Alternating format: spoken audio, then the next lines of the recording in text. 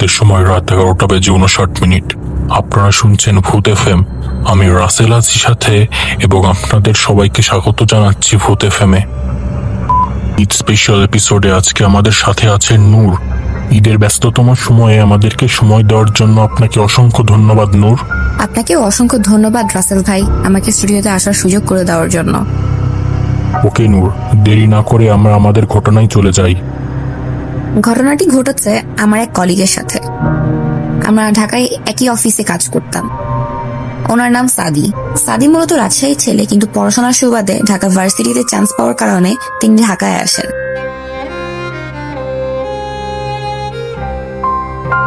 ঢাকা ভার্সিটিতে তার হানিয়া ও মাহিরার সাথে পরিচয় হয়। হানিয়া ও মাহিরা ছিলেন চাচাতো বোন। সাদি প্রথম থেকেই হানিয়াকে পছন্দ করতে শুরু করেন। এভাবেই একদিন। মাহিরা, তোমার সাথে আমার কিছু কথা ছিল। হ্যাঁ বলো। আমি হানিয়াকে অনেক পছন্দ করি, সেই প্রথম থেকেই, কিন্তু এখন পর্যন্ত বলার সাহস পাচ্ছি না। তুমি প্লিজ আমার হয়ে আমার ভালোবাসার কথাটা ওকে জানাবে। মাহিরা কোনো উত্তর না দিয়ে এক রহস্যময় হাসি দিয়ে সেখান থেকে চলে গেল।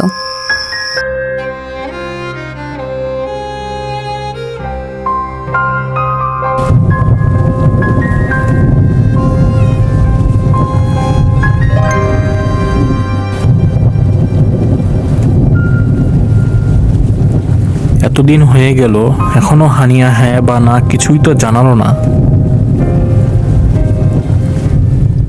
এরপর সাহস করে সাদি নিজেই হানিয়াকে তার মনের কথা জানিয়ে দেয়।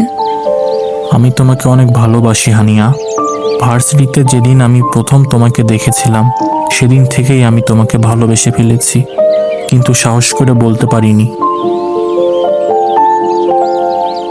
আমিও তোমাকে ভালোবাসি।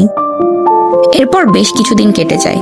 কথা প্রসঙ্গে সাদিয়া হানিয়াকে জিজ্ঞেস করলো, তুমি এত সহজে রাজি হয়ে যাবে আমি ভাবতে পারিনি। মাহিরা কি তোমাকে আমার বিষয়ে কিছু বলেছিল?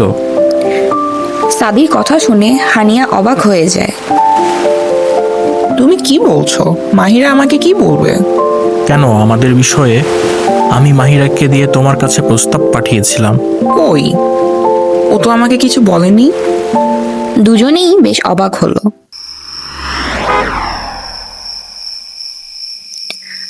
হানিয়া এবং মাহিরা দুজন কাজিন হওয়ায় দুজন একই বাড়িতে থাকতো।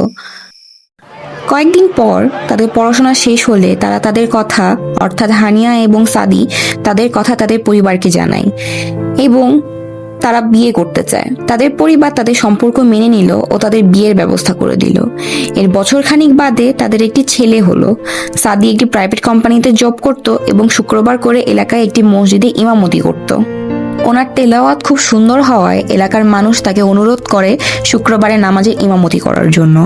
ওনার আরও একটি বৈশিষ্ট্য ছিল, যেটি বংশক্রমে পাওয়া। উনি জিনে ধরা মানুষের তদবির করতে পারতেন। তিনি প্রফেশনালি এটা করতেন না, তবে মাঝে মাঝে এটা করতেন নিতান্ত কেউ অনুরোধ করলে, এবং তার আধ্যাত্মিক কিছু ক্ষমতা ছিল সে কারণেও। সাদি যে অফিসে চাকরি করত সেখানে কোইন্সিডেন্টলি মাহিরারও চাকরি হয়ে যায়। অফিসে তাদের প্রায়ই কথা হতো। একদিন কথা প্রসঙ্গে, তুমি হানিয়াকে আমার কথা কিছু বলনি? মাহিরা কোনো উত্তর না দিয়ে এক রহস্যময় হাসি দিয়ে সেখান থেকে চলে গেল। পরের দিন শুক্রবার সাদি মসজিদ থেকে জুমার নামাজ পড়ে মসজিদ সংলগ্ন কবরস্থানে এসে এক বাসায় যান। সেই বাসায় একজন গোরখোদক থাকতেন। তিনি অসুস্থ ছিলেন। ওনার নাম ছিল আসগর আলী। আসগর আলী বাসার সামনে পৌঁছাতেই তিনি দেখলেন ওই ঘর থেকে মাহিরা বের হচ্ছেন। সামনে সাদিকে দেখার পর তিনি সেখান থেকে দ্রুত চলে যাচ্ছেন। মাহিরা, মাহিরা! আসগরের বাসায় যাওয়া কোনো বিষয় না, তিনি সাদির পূর্ব পরিচিত। কিন্তু বিষয় হলো, তিনি কালো জাদু, জিন, ভূত ও কবর খোঁড়ার কাজ ছাড়া তেমন কিছু করেন না। সাদি মাহিরার প্রতি এক প্রকার সন্দেহ নিয়ে আসগরের বাসায় প্রবেশ করেন।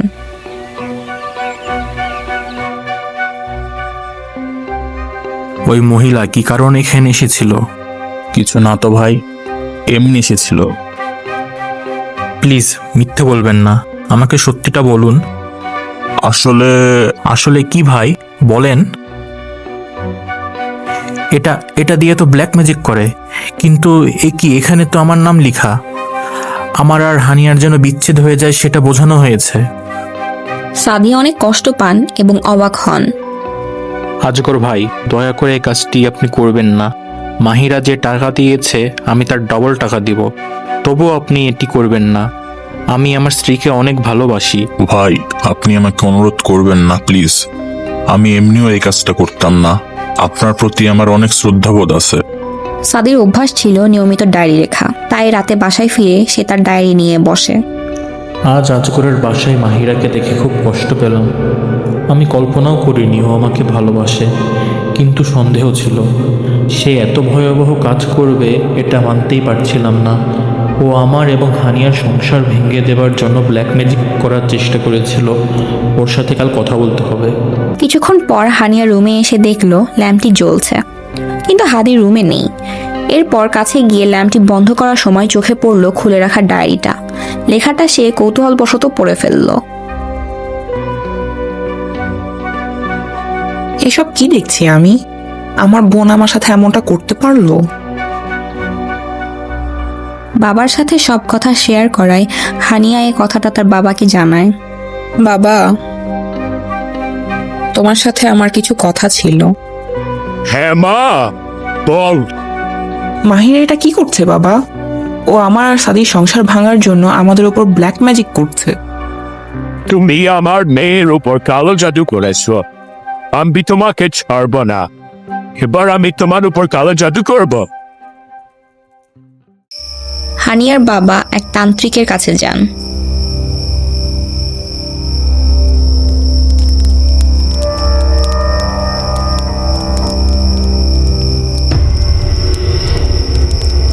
আপনি কালো জাদু করতে চান? যার ওপর কালো জাদু করবেন তার কিছু ব্যবহৃত জিনিস, নখ, চুল এসব লাগবে। হানিয়ার বেশ কয়দিন ধরে মন খারাপ। ডায়েরির ব্যাপারে সে সাদিকে কিছুই জিজ্ঞেস করেনি, কিন্তু মনে মনে অনেক কষ্ট পাচ্ছে।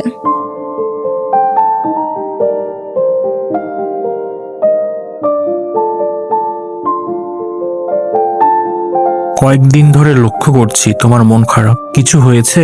না, কিছু হয়নি। চলো আজকে আমরা সবাই মিলে ঘুরতে যাব। তাড়াতাড়ি রেডি হয়ে নাও।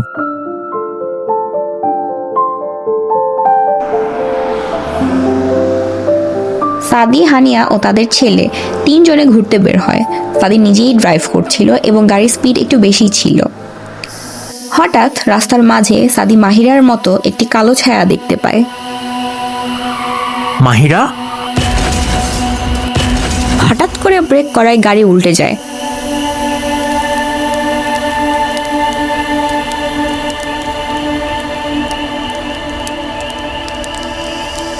সাদি জ্ঞান হারিয়ে ফেলেন। জ্ঞান ফিরতেই দেখে সে রাস্তার ওপর পড়ে আছে এবং তার স্ত্রী ও ছেলে রাস্তার ওপর রক্তাক্ত অবস্থায় পড়ে আছে।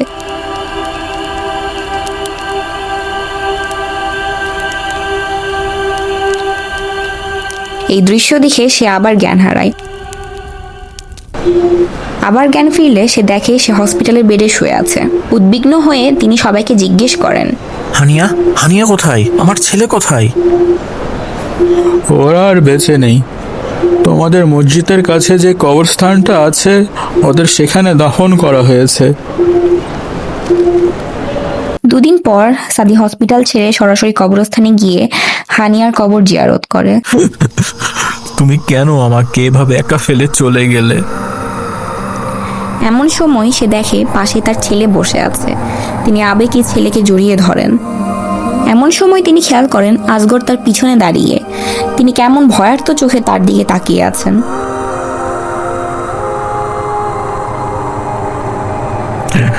আজগর ভাই? ভাই, আপনি কার সাথে কথা বলছেন? কেন? আমার ছেলে? আপনার ছেলে তো মারা গেছে। আপনার পাশে তো কেউ নেই। আমি নিজে তার কবর খুঁড়েছি। ভাই, আপনার কি হয়েছে? আপনি তো এসব বিষয়ে অনেক ধারণা রাখেন। আপনার কি মনে হয় আপনার ছেলে ও ভাবির মৃত্যু কি স্বাভাবিক? আমার কাছে কিন্তু মনে হয় না। আমি আপনার পেছনে একটি কালো ছায়া দেখতে পেয়েছিলাম, যেটা ভাবির। সাদিরও তাই মনে হচ্ছিল। সাদি আজগরের সাথে কোনো কথা না পারিয়ে বাড়ির উদ্দেশ্যে রওনা দেয়। তাহলে কি মাহিরা অন্য কারোর মাধ্যমে কাজ করিয়েছে, যার কারণে আমার স্ত্রী এবং ছেলে মারা গেল? এদিকে হানিয়ার বাবা পাগল প্রায় তার একমাত্র মেয়ে ও নাতিকে হারিয়ে। আমি নিশ্চিত এই কাজ মাহিরা করেছে। ওর কারণে আজ আমার মেয়ে ও নাতি আমাকে ছেড়ে চলে গেছে। আমি তোমাকে ছাড়বো না মাহিরা। দুদিন পরে তিনি তান্ত্রিকের বলা জিনিসগুলো নিয়ে তান্ত্রিকের কাছে যান। আমি মাহিরার উপর কালো জাদু করতে চাই। আপনি যা জানতে বলেছিলেন আমি সব এনেছি। ওর জন্য আমার মেয়েটা আজকে নেই। 4 দিন আগে কার অ্যাক্সিডেন্ট করে আমার মেয়ে ও নাতি মারা গেছে। এবার কোনো জিন নয়, আপনার মেয়ের কারেন্ট জিন দিয়ে ওকে শাস্তি দেওয়াতে পারবো। তার জন্য আপনাকে মাহিরার এই জিনিসগুলো আপনার লাশের মুখের ভিতর দিয়ে সেলাই করে দিতে হবে ও আরো কিছু নিয়ম আছে সেগুলোও করতে হবে।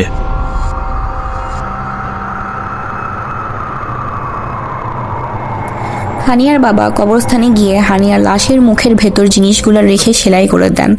তারপর তিনি আবার তান্ত্রিকের কাছে ফিরে যান। আপনার সব কাজ শেষ, এখন বাড়ি যেতে পারেন। এখন শুধু অপেক্ষার পালা। এরপর বেশ কিছুদিন কেটে যায়। সাদি কিছুটা স্বাভাবিক হয় এবং অফিস যাওয়া শুরু করে। সাদি মাহিরাকে দেখে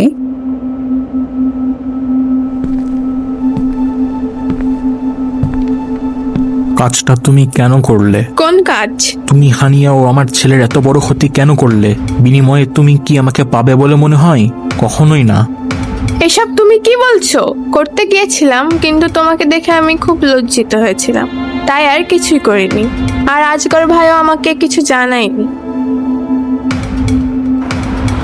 মাহিরা মন খারাপ করে অফিস থেকে বাসায় ফিরছিল। সে নিজেই ড্রাইভ করে। ফেরার পথে তাকে একটি টানেল পার করতে হয়।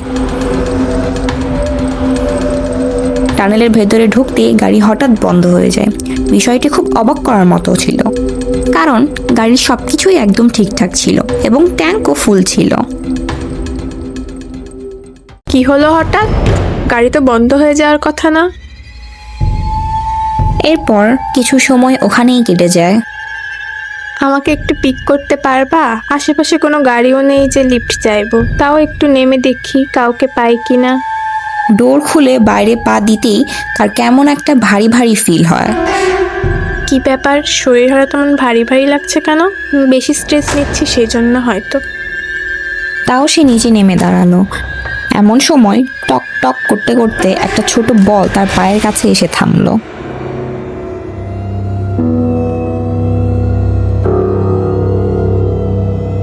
Anybody hair? কোনো রেসপন্স আসলো না। বলটা মাহিরা হাতে তুলে নেয়। বলটা কেমন যেন পরিচিত লাগছে। এটা তো হানিয়ার ছেলের বল, এটা এখানে কিভাবে আসলো?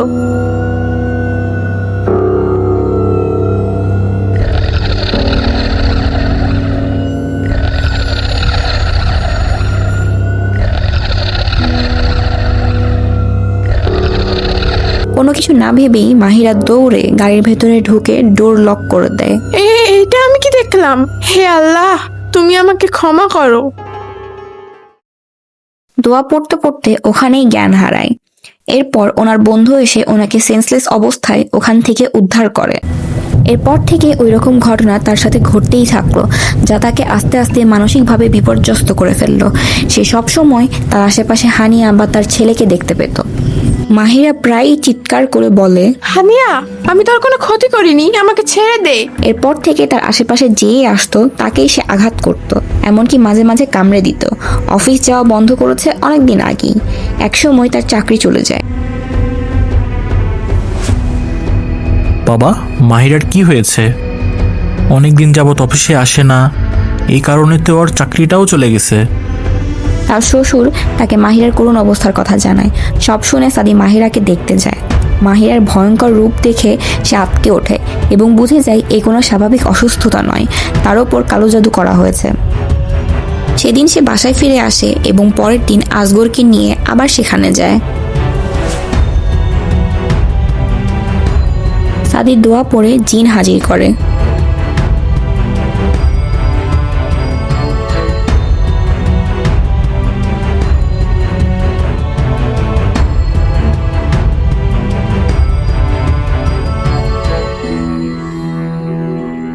কেন ওকে এভাবে বশ করা হয়েছে? ওর ওপর কারেন্ট জিন চালান করা হয়েছে। কে চালান করেছে? যে করেছে সে তোমাদের এই ঘরেই আছে। এটা বলেই জিন সেখান থেকে চলে যায়। সাদি কনফিউজড হয়ে যায় এবং আসগরকে বলে, তুমি করেছো এই কাজ? কে তোমাকে দিয়ে এই কাজ করিয়েছে? এগুলো আমাকে কি বলছেন? আমি যদি করতাম তাহলে কি আপনার সাথে আমি আসতাম? তুমি না করলে কে করবে এই কাজ? দুজনের বাকবিতণ্ডা দেখে হানিয়ার বাবা বলে ওঠে, তোমরা থামো, ওর উপর কালো জাদু আমি করেছি। আপনি? তুমি ডায়েরিতে কি লিখেছিলে মনে আছে? ওটা হানিয়া পড়ে ফেলেছিল, তারপর হানিয়া মারা যায়। আমার পুরোপুরি ধারণা ছিল মাহিরা ওর উপর কালো জাদু করেছে, তাই তো আমার মেয়েটা এইভাবে মারা গেল। আপনার ধারণা পুরোপুরি ভুল ছিল। মাহিরা হানিয়ার উপর কালো জাদু করেনি। কি বলছো তুমি? মাহিরা এসব করেনি। শুধু শুধু মেয়েটাকে আমি মৃত্যুর দিকে ঠেলে দিলাম। আমি এখনই ওই তান্ত্রিকের কাছে যাচ্ছি, যেন তিনি কালো জাদু উঠিয়ে নেন। আমি এই কালো জাদু আর করতে চাই না। আমি ভুলছিলাম, মাহিরা আমার মেয়ের উপর কালো জাদু করেনি। আপনি এই কালো জাদু উঠিয়ে নেন। কি বলছেন? এখন অনেক দেরি হয়ে গেছে। কারিন তাকে পুরোপুরি বশ করে ফেলেছে। তার কোনো উপায় নেই, এখন থেকে তাকে সরানো সম্ভব না। মাহিরার পাগলামি দিন দিন আরও বেড়ে যেতে থাকে। তাকে মানসিক হাসপাতালে ভর্তি করা হয়। কিছুদিন পর জানা যায় রাতে সবার চোখে ফাঁকি দিয়ে মাহিরা সেখান থেকে পালিয়ে যায়। তাকে এখন অবধি খুঁজে পাওয়া যায়নি।